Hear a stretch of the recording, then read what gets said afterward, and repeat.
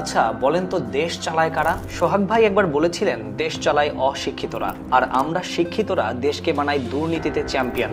একবার না, দুইবার না, 5 বার চ্যাম্পিয়ন বানিয়ে কোন সেক্টরে জানো তোমরা? দুর্নীতিতে।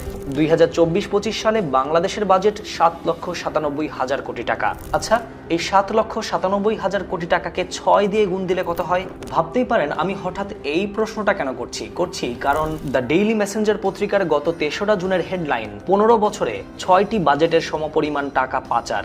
শুধু তাই নয়, আর্টিকেলে স্পষ্ট উল্লেখ করা, এই টাকাগুলো উদ্ধার করতে পারলে কমপক্ষে 5 থেকে 6 বছরের বাজেট অনায়াসে করা যাবে। এমনকি কিছু মানুষ কত টাকা বিদেশে পাচার করেছে তার কোনো ইয়ত্তাই নেই।